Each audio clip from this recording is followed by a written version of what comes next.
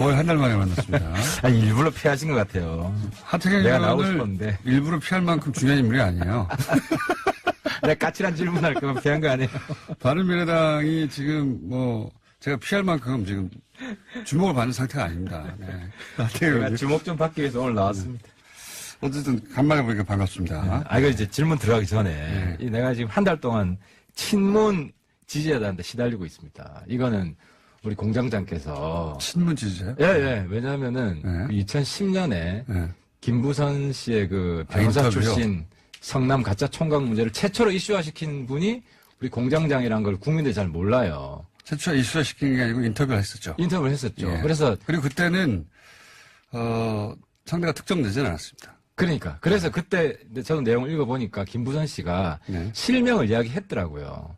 그래서 그 실명을 우리 공장장이 당시에 들었고 그 실명이 이재명인 거 아니냐 여기에 대해서 오늘 한 말씀 해주셔야 돼요. 제가 안 그러면 못 갑니다. 나오시면 그 얘기 할 줄 알았어요.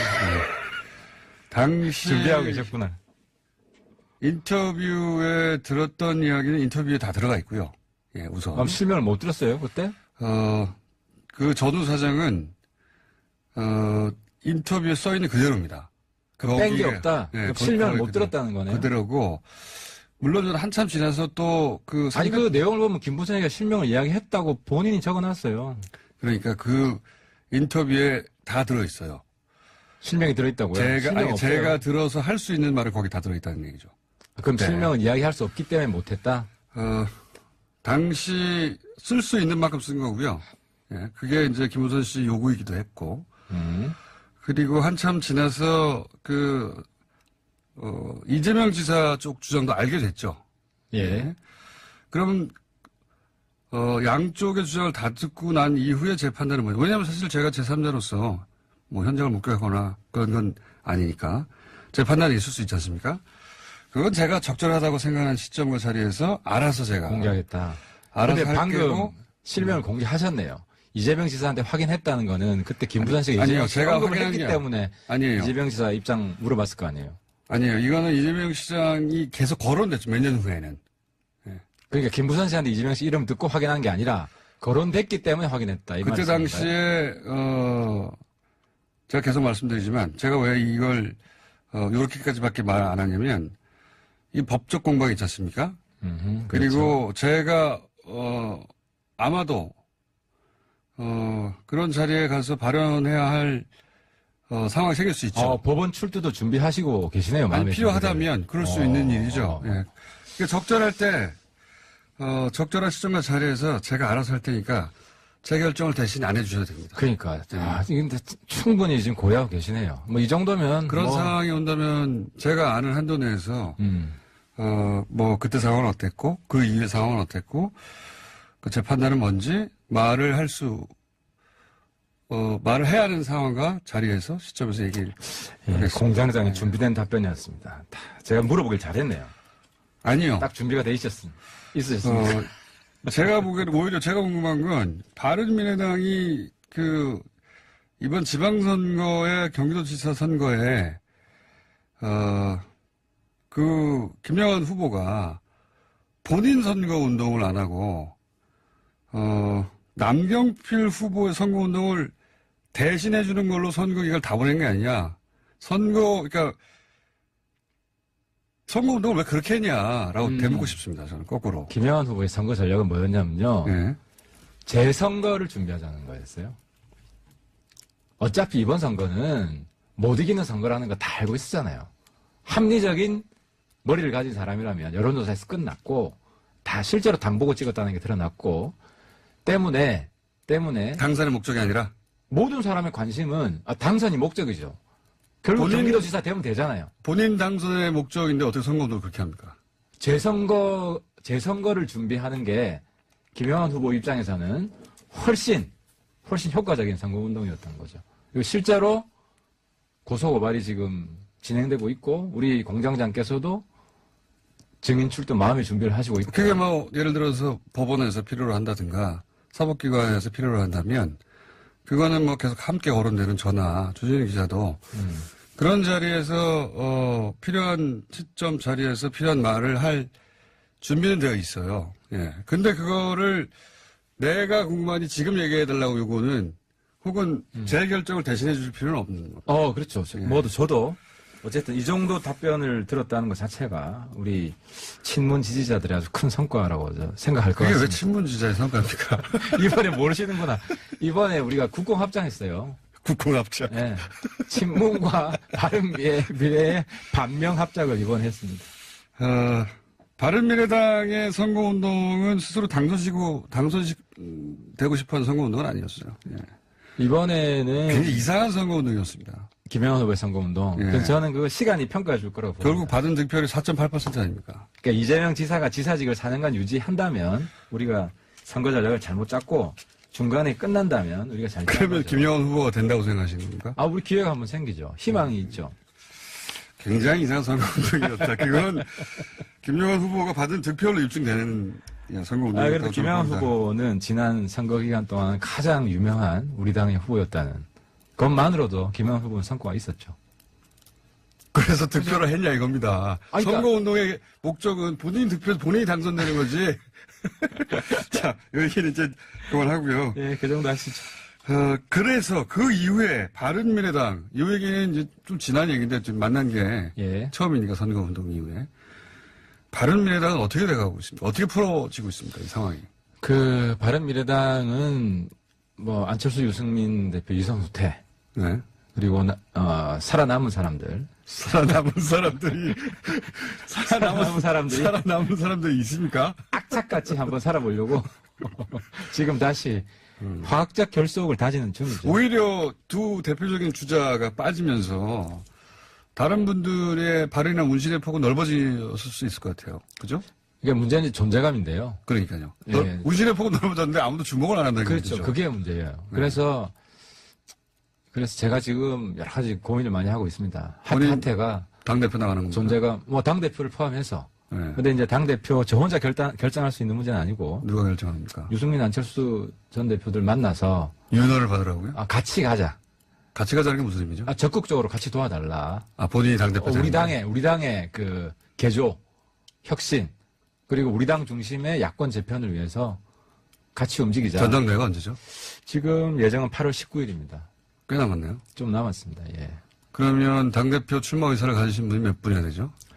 지금 다들 고민하고 있죠. 그래서 아직 시간이 좀 있기 때문에 저도 조금 더 주변 의견을 좀 듣고 주변 의견은 혼자 뛰어나가는 하태가 아니라 함께 나가는 하태. 현재까지 주변 의견은 어떻습니까?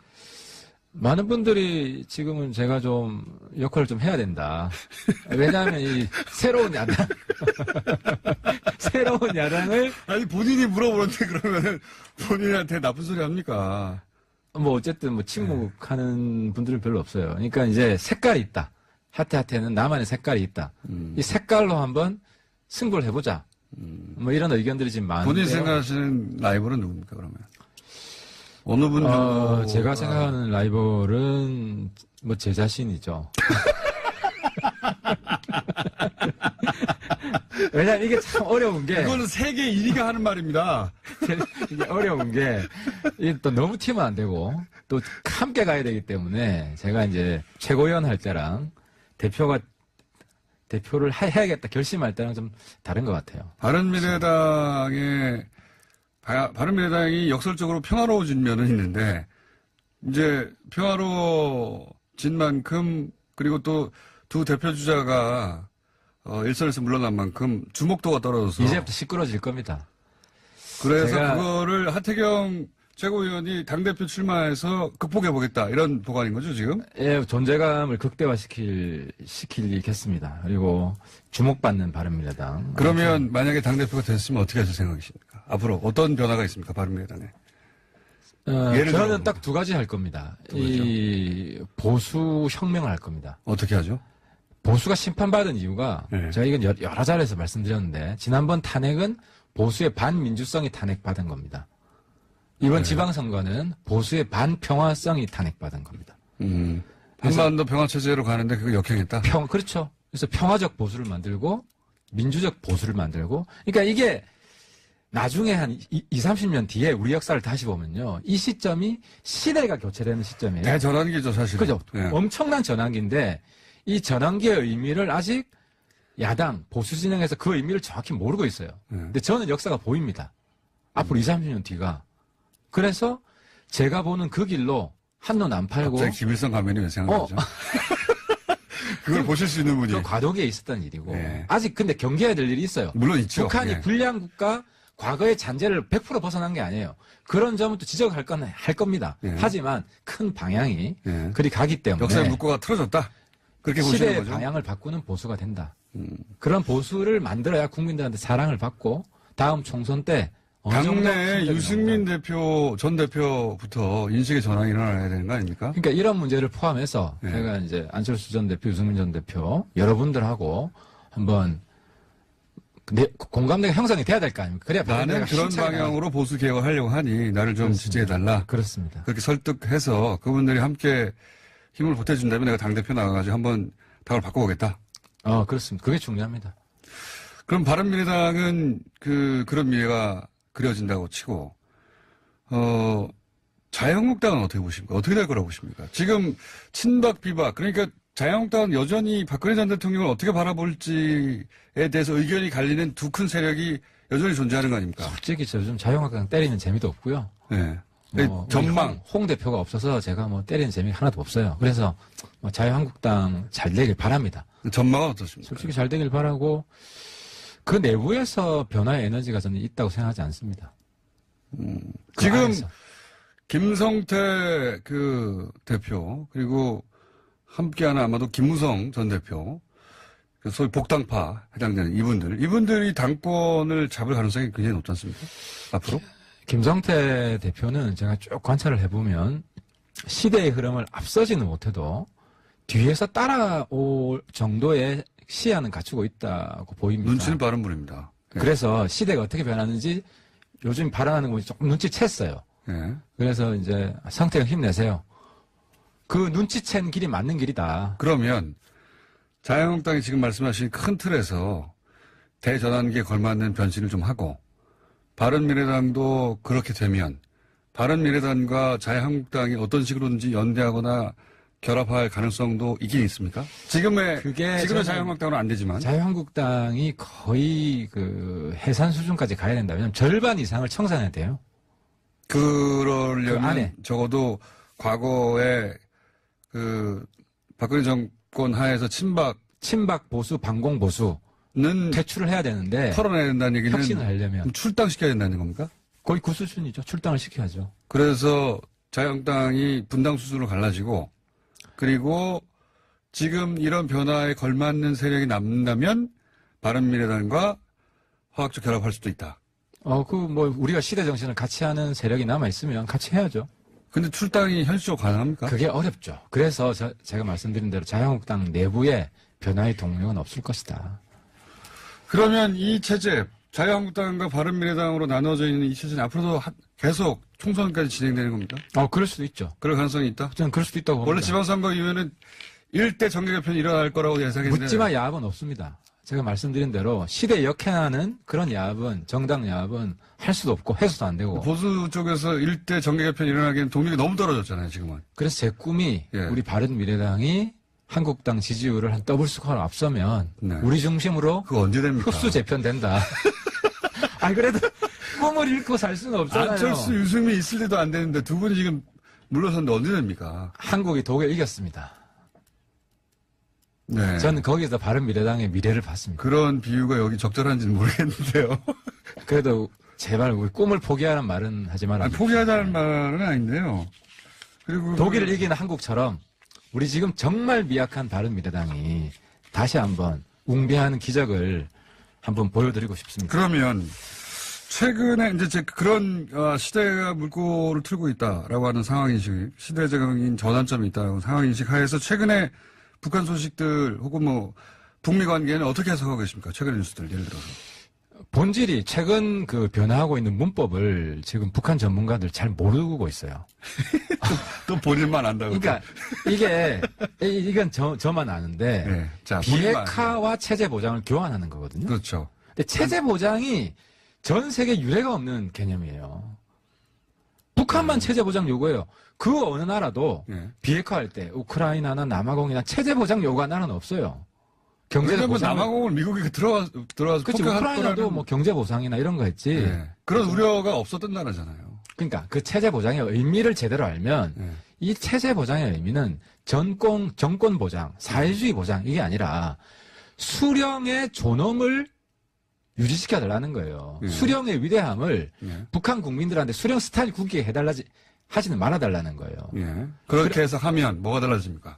그게 자발적 비핵화의 첫 번째. 예. 그러니까 합의를 해서 압박받는 비핵화를 하면 수령 스타일이 구겨지잖아요. 그건 맞습니다. 그러니까 수령이 그래서 자발적 비핵화를 동의하는 거예요. 북한이 스스로 나서서 비핵화 했다고 북한은 보여지고 싶어 하고 그렇죠. 실제로도 그렇게 행동하고 수령의 결단으로 예. 수령의 위대한 결단으로 그래서 선제적인 조치를 하는 거죠 지금. 그렇죠. 북한이. 그래서 북한이 먼저 하는 것이고 예. 그게 트럼프랑 통한 거예요. 그러니까 예. 트럼프는 굉장히 야근 사람이고 실리에 강한 사람이에요. 예. 그 말은 수령의 위대함은 다 보여줄게. 예. 대신 비핵화 더 많이 해라. 예. 폭과 깊이를 더 늘려라. 예. 그 이해가 맞아 떨어졌어요. 맞아 떨어진 거예요. 예. 그래서 서로 의기투합을 한 거고 예. 그래서 싱가포르에 구두 합의든 이면 합의든 그게 100% 있습니다. 예. 있고 트럼프는 솔직히 입이 근질근질해요. 합의한 걸 자기 이야기하고 자랑하고 싶은데. 싶어서. 그렇죠. 예. 그래서 자꾸 헛말이 나오는 거예요. 예. 합의 그 이야기를 하고 싶은데 그 말을 대체적인 제대로 상황 못하니까. 인식은 뉴스공장하고 비슷합니다 지금. 아 그렇죠. 뭐 네. 거의 이 부분에 있어서는 네. 여야가 없고 그 인식을 같이 할 겁니다. 왜냐하면 이게 시대를 보는 아니, 사람은 아는 보수 거거든요. 야당에서는 하태경 의원 제외하고는 이런 인식을 가진 분이 없을 거예요. 그다지 없어요. 거예요. 그 점은 예. 제가 인정합니다. 예. 예. 그래서 이 중간중간에 노이즈가 많습니다. 북한이 비핵화를 안 한다, 속인다. 김일성 감명은 빼고는 이제. 김일성 가면 맞다니까. 나중에. 그 나중에 그건 얘기- 나중에 얘기했죠. 보고. 만약에 나중에 확인. 김정은 위원장이 거기에 대해서 최종 해석을 하면 그걸 무조건 받아들이는 거예요. 그건 그래서 동의했습니다. 상대가 원하는 만큼 원하는 색깔로 오랫동안 염색하는 것으로. 일사 한 입으로 두 말 안 합니다. 예. 그거는 내가 무조건 지킵니다. 그러면 제가 지면 예를 들어서 김정은 위원장이 김일성 가면 맞다고 그럴 일은 전 없다고 생각하지만 그렇게 하면 저한테 무슨 색깔을 요구하실까요? 김정은 의원이 당연히 이렇게 답변하죠. 참 우리 할아버지 뭐 닮은 가면이 나와서 미안한데 우리 뭐 단합된 힘으로 잘 이겨내서 평창 올림픽 성공시켰다. 아니죠. 그렇게 그렇게 다이렉트하게 거죠. 물어볼 기회가 있을지 모르겠는데 제가 물어보겠죠. 김일성 가면이 맞습니까? 아닙니까? 아니다. 그러면 끝나는 겁니다. 그죠? 맞다. 그러면 제가 끝나는 거고. 그 먼저 물어보는 사람이 그 질문 우선권이 있는 거죠. 그렇죠. 그래서 제가 먼저 물어볼 수도 있어요. 제가 졌어요. 예를 들어서. 그럼 저한테 무슨 색깔 요구하실 생각입니까? 색깔 예. 민트색.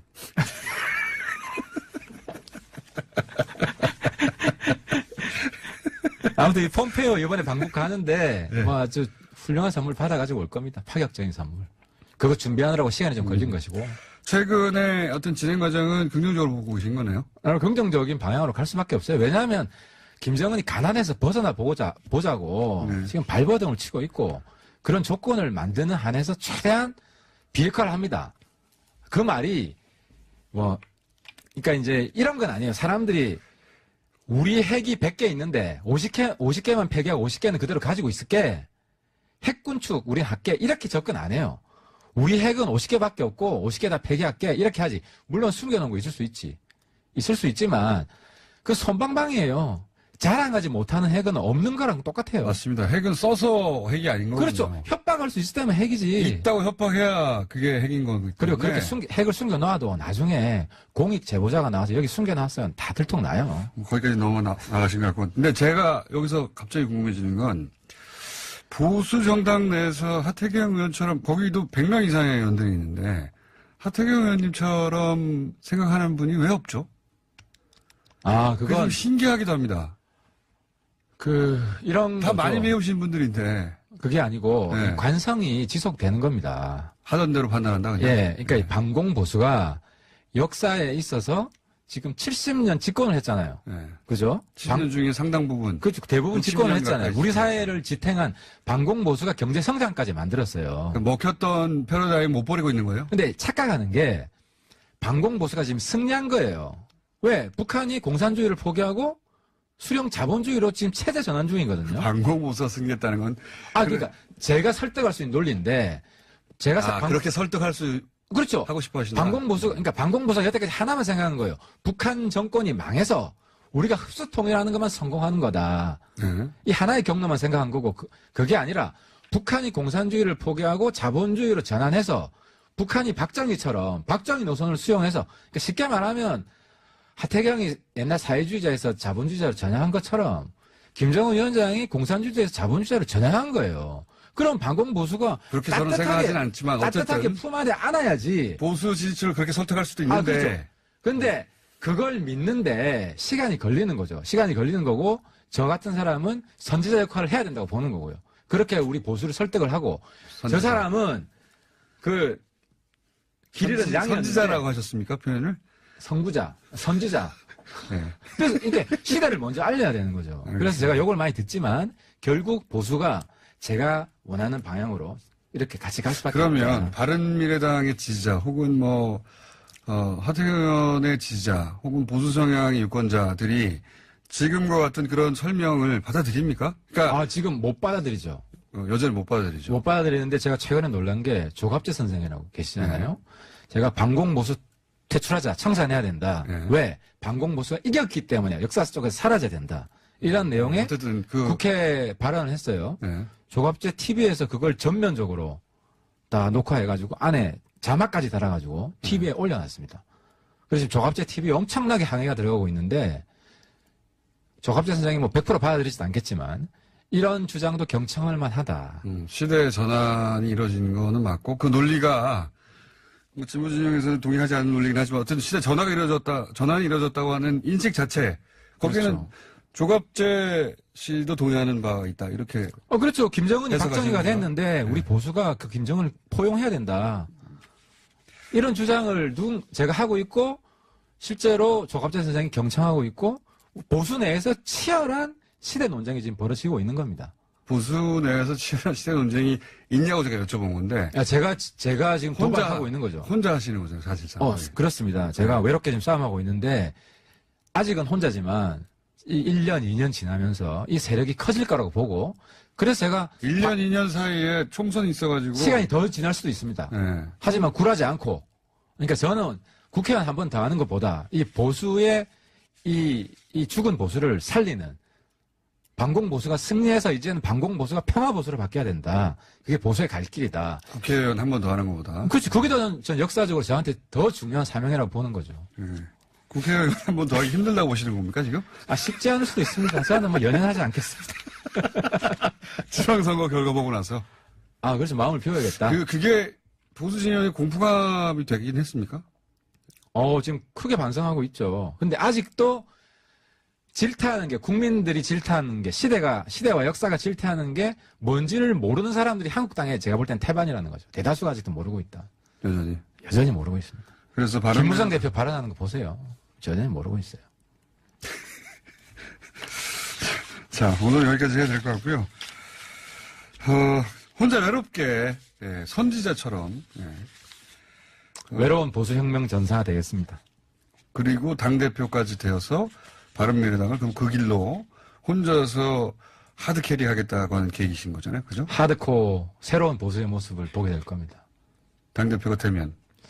뭐, 되든 안 되든. 안 되면 어렵지 않습니까? 뭐, 안 되면 혼자 외롭게 싸워야죠. 뭐, 지금까지 안 했던 되면 것처럼. 뉴스 공장에 나와서 혼자 계속 얘기하는 거잖아요. 네.